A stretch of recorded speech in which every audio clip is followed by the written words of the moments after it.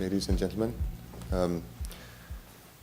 So as you mentioned, I've worked both with as a reservoir engineer with the Geological Survey and with a bank, Glitnir Bank, and when I was working with the bank, I had the task of trying to decide whether we should lend money into projects where geothermal developers might have drilled maybe 1 or 2 wells, and they had to get financing to finish the last maybe 1/2 or even 3/4 of their project, where they would have to drill the additional wells and get money for the down payment on their power plant. So this was quite a challenge because you only have a proven capacity for your wells for, let's say, 1/4 or half of what you want to produce,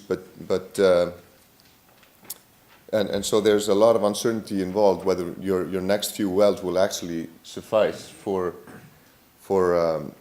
filling up this the capacity of the power plant, and really knowing or a structured methodology for knowing how big your power plant should be did not exist, and that's a question that I sort of carried in the back of my mind while I left Glitnir and went and did my doctoral work with Roland Horn, and I've sort of come up with a relatively structured methodology, which is what I'm going to talk about today. And maybe I should mention that this was not actually my doctoral dissertation work, but it's just something that I developed sort of alongside that process. So the title of the talk is what is the ideal size of a geothermal power plant?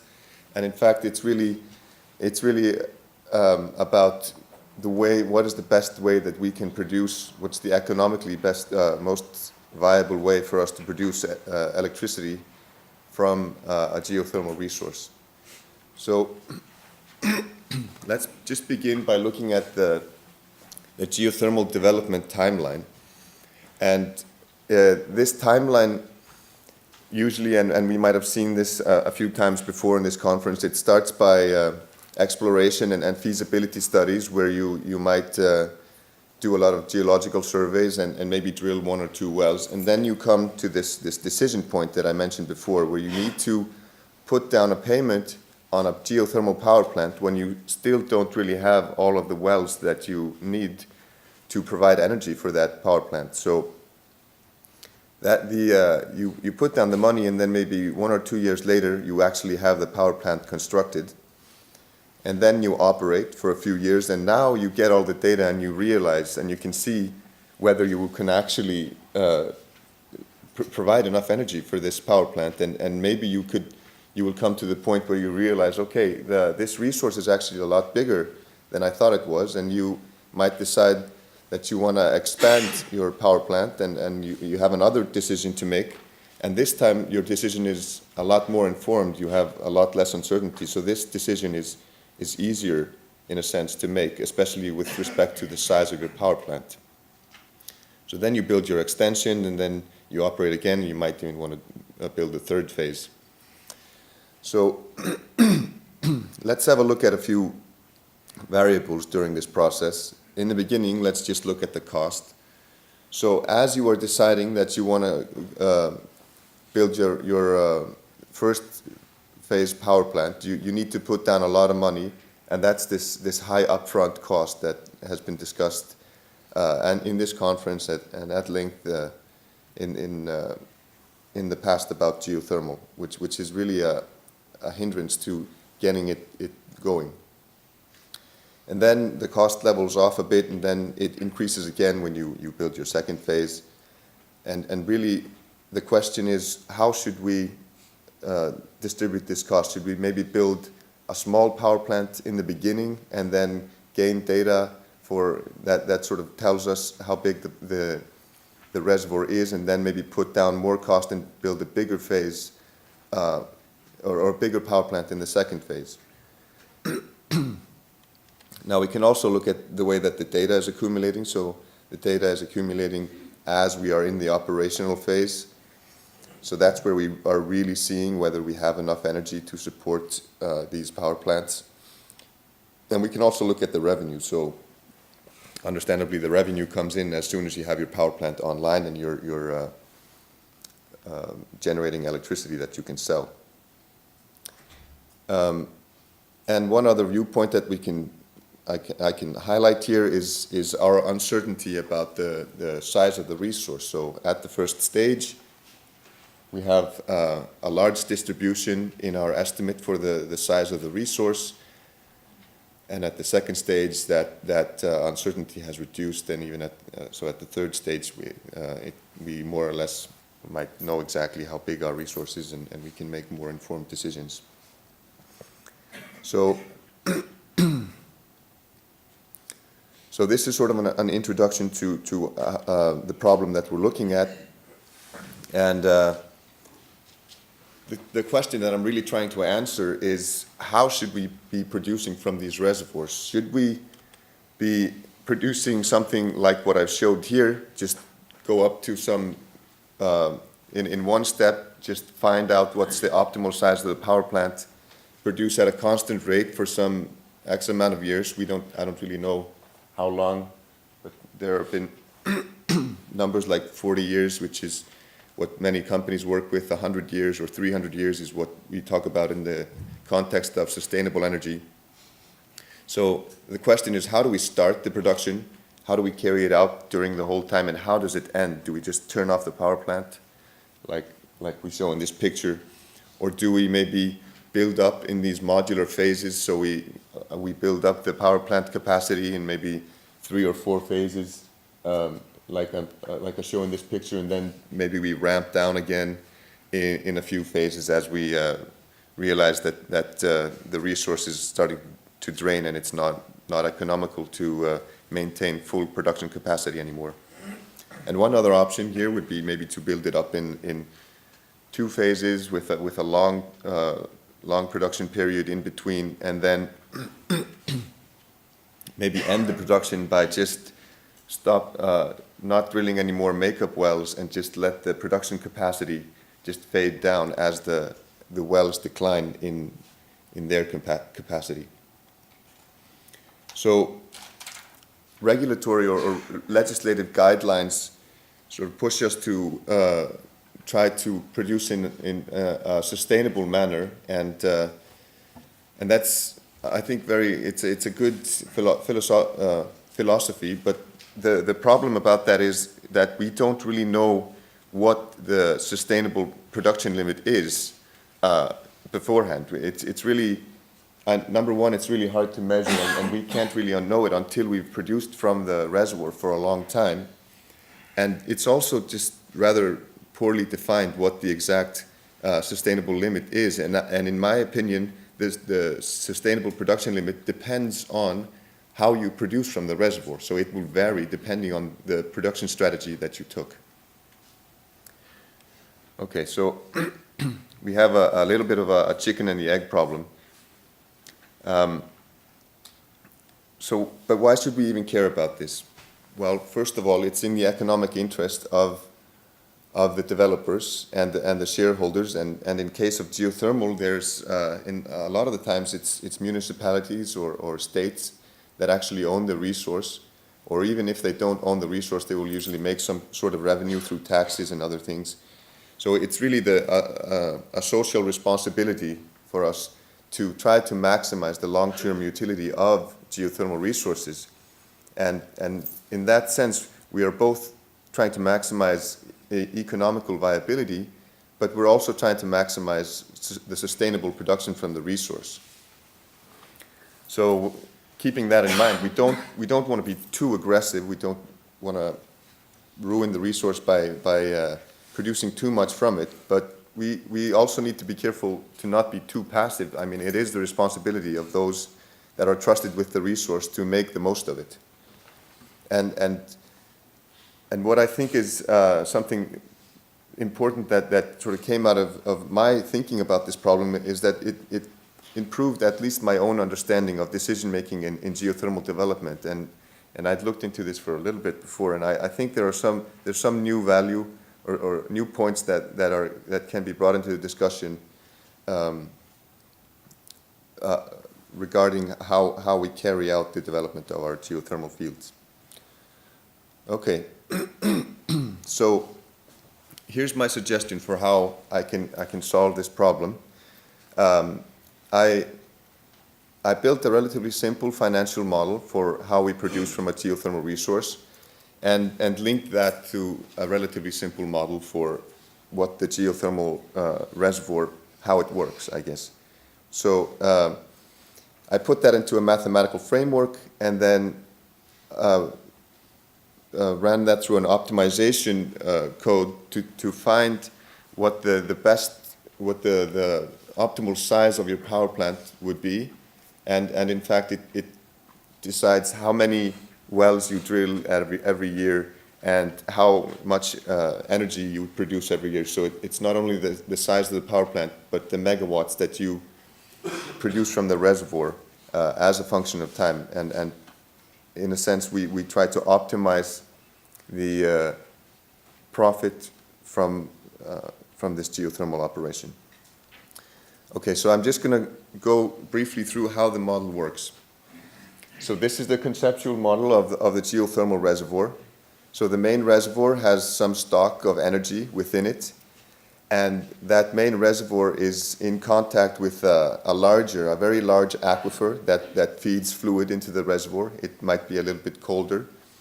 And then there's a heat source. There's the magma that is heating the reservoir from the bottom. And these two entities are recharging energy into the main reservoir.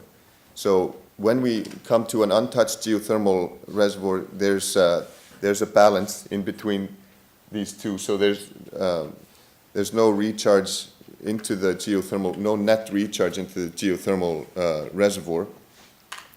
But as you produce from it, you put in a well and you produce from it, you will change this balance and you will see more recharge from the heat source and the aquifer into the main reservoir. So your well will start producing at some high rate, but then it will decline slowly, and you will come to a balance where the additional extraction from the well will equal the recharge into the reservoir. Now, you can add some more wells. You could add, let's say, a couple of more wells and keep producing from those. Then you lower the energy stock in the main reservoir even further, and you get more recharge into your reservoir, and you come to a new balance, which might be slightly higher than what you had with only one well. Okay. Well, then you go ahead, you have enough wells, and then you see how much energy you can produce. So the energy that you can produce is just the number of wells that you have times the energy that they give you. So that's the maximum amount of electricity or energy that you can produce from the reservoir. And then you need to build a power plant to harness that, or to generate the electricity to put it onto the grid. So the way the model works is that it says, okay, the size of the power plant that you make contains the total amount of electricity that you can produce from this reservoir. Okay, and then your profit, looking over to the money side, your profit will be the price of energy times the electrical energy that you generate. That will be your revenue side. And then there are a few cost sides. So there's the wells. You always need to pay for drilling the wells.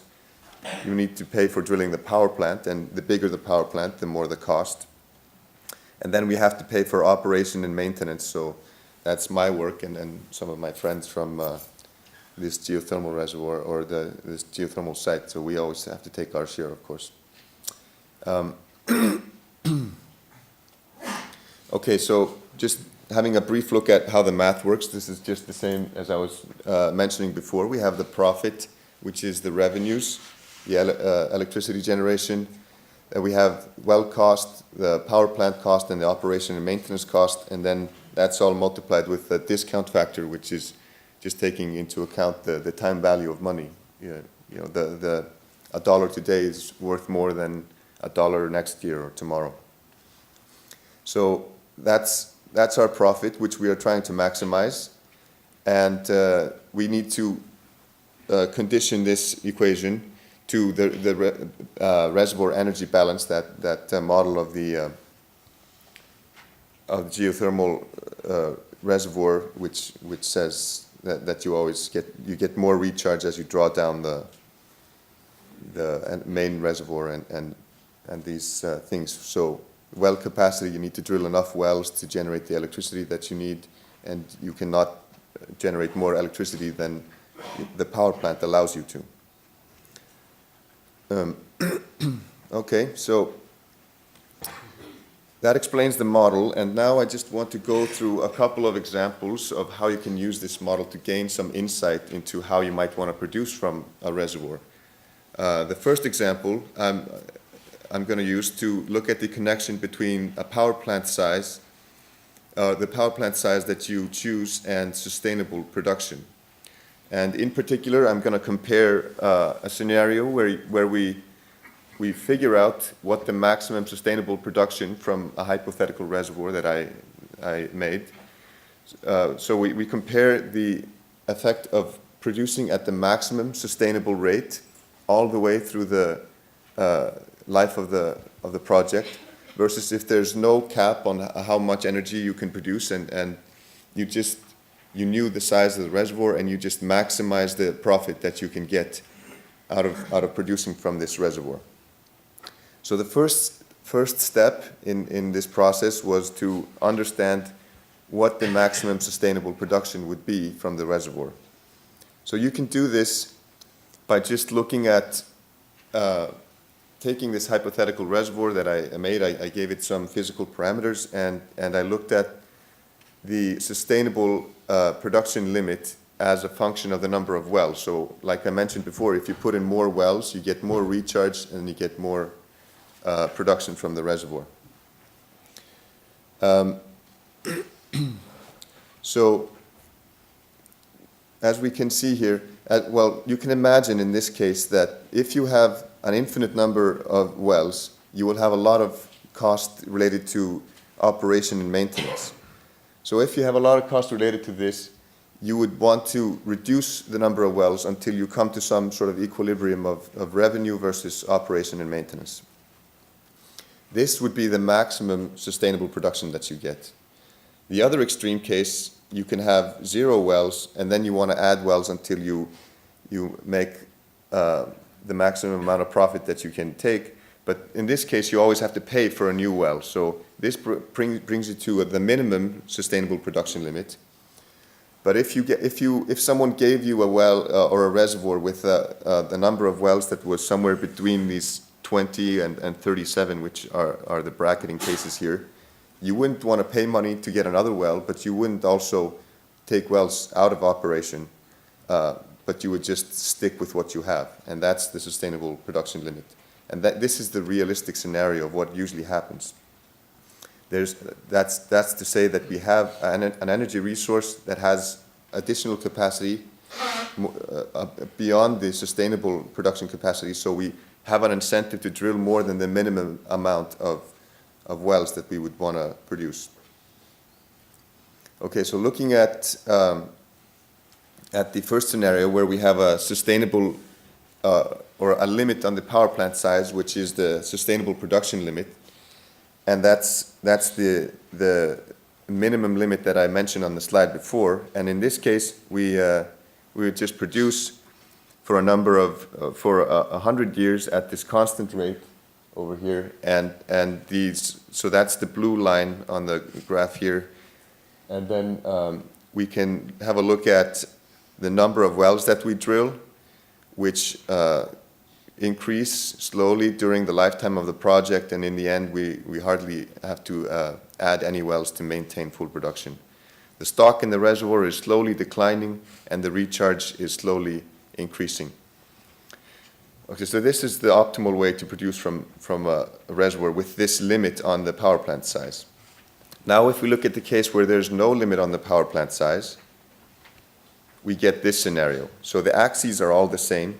They're all the same. but so if you want to just see a comparison, we produce a lot more in terms of megawatts. We produce something like 83 megawatts for the first 10 years, and then we start reducing the capacity slowly, or actually quite rapidly, down to some sustainable rate here, where the recharge that you can see on the this dashed line here is equal to the production from the reservoir. So comparing these two options, we can see that if there's no regulation on the optimal or on the size of the power plant, you can actually produce a lot more. Even though this looks like it's a bit aggressive, you produce a lot more at the early stage, then you decline, and you end at a sustainable rate that's actually higher than the fully sustainable plant size that you could go with for the entire time that you, or if you wanted to just maintain a sustainable plant size for the entire 100 years. So that it seems like it's better in every way to just have no maximum limit on the plant size. Okay, the second example that I wanted to go through deals with the connection between the uncertainty and the plant size and those decision points that you have along the geothermal development timeline. So I'm going to begin by just looking at a simple example where we say that we knew the size of the resource. We assume that we knew everything about it, and we could just decide on the optimal power plant size, and that's a solution that's similar to what I showed before. This is another hypothetical reservoir. And then I want to compare that to the case where you had the uncertainty decreasing as a function of time.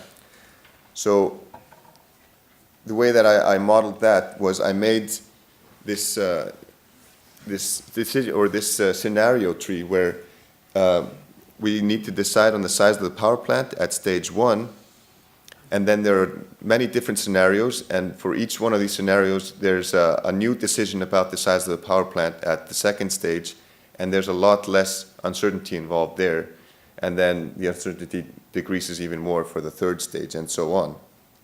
So in this case, we have multiple different scenarios, and we need to optimize the decision on how big a power plant we build at stage 1, given all of these different scenarios that could happen. So this is what comes out of that particular solution. So here we're looking at the megawatts that we produce, and if we look at the basic case before, the maximum megawattage that we went to here was about 67 megawatts, but if we take this development in uncertainty into account, we would only develop about, or build a power plant that's about 63 megawatts or so. So in general, what this tells us is that I think that the time value of money and the value of bringing the power plants online early seems to outweigh, at least for this particular case that I looked at, seems to outweigh the benefit that you get from this slow modular buildup of the power plant and collecting all of this data in many different stages. So really, what I just wanted to mention here is that I don't want to say that we should really build the largest possible power plants that we think might be feasible for a given resource. Also, I want to mention that it's not Landsvirkjun's, which is the company that I work for, it's not their policy to discard modular buildup of geothermal power production. That is the policy of Landsvirkjun, and they will not change that. And then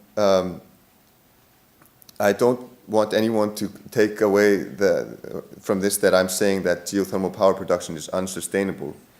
I just think that it's more economical to produce it in a manner that isn't sustainable during the entire project lifetime. So I just wanted to mention that, say that this is just a structured approach to determine the economical size of a power plant.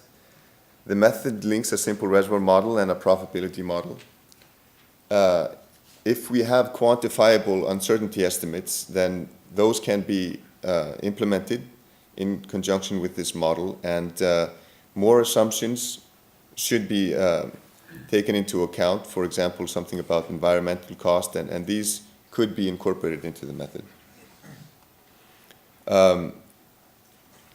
Also, just to reiterate what I've said with the two examples, is that there is a balance between taking small steps to gather data and reduce uncertainty versus taking larger steps, which will lead to increased economic viability and increased sustainability, or a higher sustainability limit, I should say. And finally, experimentation with the model does indicate that power development in relatively large steps at the early stage is more economical and leads to higher sustainable production rates. Of course, this can be hard to implement, especially since uncertainty is very hard to quantify accurately. And I think passive decisions are actually politically easier to make. With passive decisions, I mean sort of decisions to make small steps and to not, maybe go too far in our production or predictions for power production. Okay, with that, I want to thank you.